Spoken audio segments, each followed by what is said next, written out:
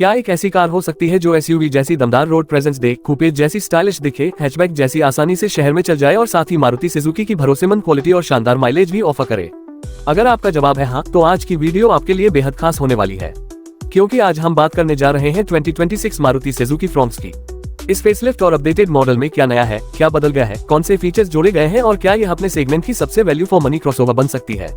Video को आखिर तक जरूर देखिए, क्योंकि अंत में हम बताएंगे कि यह कार किस तरह के खरीदारों के लिए सबसे बेहतर साबित हो सकती है। तो चलिए शुरुआत करते हैं 2026 मारुति सुजुकी फ्रॉन्क्स से। लॉन्च के बाद से ही फ्रॉन्क्स ने भारतीय बाजार में अपनी अलग पहचान बनाई है और 2026 मॉडल में कंपनी ने इसके डिजाइन, फीचर्स और टेक्नोलॉजी को पहले से ज्यादा आकर्षक बनाने की कोशिश की है। पहली नजर में ये कार प्रीमियम, स्पोर्टी और मॉडर्न दिखाई देती है। इसका कूपे एसयूवी स्टाइल इसे भीड़ से अलग बनाता है और यही इसकी सबसे बड़ी खासियत है। फ्रंट डिजाइन की बात करें तो सबसे पहले नजर जाती है इसकी बड़ी और स्टाइलिश फ्रंट ग्रिल पर, जिसमें क्रोम फिनिश का शानदार इस्तेमाल किया गया है। नई लेड DRLS पहले से ज्यादा शार्प दिखाई देती है और इनके साथ मिलने वाले लेड प्रोजेक्टर हेडलैम्प रात में बेहतर विजिबिलिटी देते हैं। सामने का बम्पर स्पोर्टी डिजाइन के साथ आता है, जिसमें सिल्वर स्किड प्लेट इसे एसयूवी जैसा मजबूत लुक देती है। बोनट पर उभरी हुई लाइंस कार को मस्क्यूलर लुक देती है और बीच में लगा सुजुकी का लोगो इसकी प्रीमियम पहचान को और मजबूत करता है। अब साइड प्रोफाइल की बात करें तो फ्रॉन्क्स का कूपे स्टाइल रूफ लाइन सबसे ज्यादा आकर्षित करती है। इसका floating roof design, black cladding, body colour, ORVMS, roof rails और डायमंड कट अलॉय व्हील्स इसे एक मॉडर्न क्रॉसओवर का लुक देते हैं। टॉप वेरिएंट में 16 इंच के अलॉय व्हील्स मिलते हैं, जो इसकी रोड प्रेजेंस को और बेहतर बनाते हैं। व्हील आर्च पर ब्लैक क्लैडिंग एसयूवी जैसा फील देती है, जबकि पर्याप्त ग्राउंड क्लियरेंस भारतीय सड़कों के लिए काफी अच्छा साबित होता है। पीछे की तरफ आते ही full width LED tail light design सबसे पहले ध्यान खींचता है। कनेक्टेड लेड लाइट बार इसे काफी प्रीमियम लुक देता है। Roof spoiler, shark fin antenna और स्टाइलिश रियर बम्पर इसकी स्पोर्टी अपील को बढ़ाते हैं। बूट का डिजाइन साफ सुथरा है और पीछे से देखने पर यह कार काफी चौड़ी और मजबूत दिखाई देती है। अगर एक्सटीरियर डायमेंशन की बात करें तो इसकी लंबाई लगभग 3995 मिलीमीटर, चौड़ाई 1765 मिलीमीटर और ऊंचाई लगभग 1550 मिलीमीटर के आसपास है। इसका व्हील बेस लगभग 2520 मिलीमीटर है, जो अच्छी केबिन स्पेस उपलब्ध कराता है। शहर की सड़कों पर यह आसानी से चलती है और हाईवे पर भी इसकी रोड प्रेजेंस काफी शानदार महसूस होती है। अब चलते हैं इसके इंटीरियर की तरफ। जैसे ही आप केबिन में बैठते हैं, आपको एक प्रीमियम और साफ सुथरा डैशबोर्ड डिजाइन देखने को मिलता है। Dual tone finish, soft touch insets और सिल्वर एक्सेंट्स के कारण केबिन पहले से ज्यादा आकर्षक महसूस होता है। डैशबोर्ड के बीच में लगभग 9 इंच का smart touch screen infotainment system मिलता है, जो वायरलेस एंड्रॉइड ऑटो और एप्पल कारप्ले को सपोर्ट करता है। स्क्रीन का रिस्पॉन्स काफी स्मूथ है और इसका यूजर इंटरफेस इस्तेमाल करने में आसान है। ड्राइवर के सामने multifunction leather wrapped steering wheel मिलता है, जिस पर ऑडियो, कॉलिंग, क्रूज कंट्रोल और अन्य कंट्रोल्स दिए गए हैं। इंस्ट्रूमेंट क्लस्टर सेमी डिजिटल है, जबकि कुछ रिपोर्ट्स के अनुसार 2026 मॉडल में अपडेटेड डिजिटल डिस्प्ले मिलने की संभावना है। कंपनी ने इसकी आधिकारिक पुष्टि अभी तक नहीं की है। सीट्स आरामदायक हैं और लंबी दूरी की यात्रा में अच्छा सपोर्ट देती हैं। फ्रंट सीट्स अच्छी कुशनिंग के साथ आती हैं, जबकि पीछे बैठने वाले यात्रियों के लिए भी पर्याप्त आराम मिलता है। अपहोल्स्ट्री की क्वालिटी बेहतर है और केबिन में इस्तेमाल किए गए मटेरियल्स अपनी कीमत के हिसाब से प्रीमियम महसूस होते हैं। कुछ वेरिएंट्स में मल्टी कलर एम्बिएंट लाइटिंग दी जा सकती है, हालांकि सभी वेरिएंट्स में इसकी उपलब्धता आधिकारिक तौर पर तय नहीं है। इलेक्ट्रिक सनरूफ 2026 मॉडल के चुनिंदा वेरिएंट्स में मिलने की उम्मीद है, लेकिन लॉन्च के समय कंपनी की अंतिम घोषणा पर निर्भर करेगा। ऑटोमेटिक क्लाइमेट कंट्रोल, रियर एक्वेंस, wireless phone charger, USB type A और type C ports, 12 volt charging socket और कई स्टोरेज स्पेस इसे रोजमर्रा के इस्तेमाल के लिए काफी सुविधाजनक बनाते हैं। अरकामी ट्यून किया गया साउंड सिस्टम शानदार ऑडियो अनुभव देता है। पीछे की सीटों पर बैठने वालों के लिए लेगरूम और हेडरूम पर्याप्त है। हालांकि 3 लंबे वयस्कों के लिए पीछे की सीट थोड़ी सीमित महसूस हो सकती है।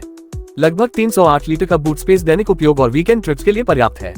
इसके अलावा door pockets, centre armrest, glove box और अन्य स्टोरेज स्पेस भी अच्छी उपयोगिता प्रदान करते हैं। अब सुरक्षा की बात करें तो मारुति सुजुकी ने फ्रॉन्क्स में सुरक्षा पर पहले से ज्यादा ध्यान दिया है। इसमें 6 airbag, ABS, EBD, electronic stability program, hill hold assist, rear parking camera, 360 degree camera, चुनिंदा variants parking sensor, isofix child seat mounts और टायर प्रेशर मॉनिटरिंग सिस्टम जैसे फीचर्स मिलते हैं। ADAS फीचर्स को लेकर 2026 मॉडल के लिए अलग अलग रिपोर्ट्स हैं, लेकिन कंपनी ने सभी वेरिएंट्स में इसकी आधिकारिक पुष्टि नहीं की है। अब बात करते हैं इंजन की। फ्रॉन्क्स 2 इंजन विकल्पों के साथ उपलब्ध हो सकती है। पहला 1.2 लीटर के सीरीज पेट्रोल इंजन है, जो लगभग 89 हॉर्स पावर और 113 न्यूटन मीटर टॉर्क देता है।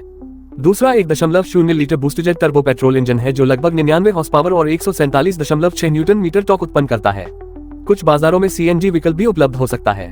ट्रांसमिशन के लिए 5 स्पीड मैनुअल, 5 स्पीड अंत और 6 स्पीड ऑटोमेटिक का विकल्प मिलता है। टर्बो इंजन के साथ ड्राइविंग काफी उत्साहजनक महसूस होती है।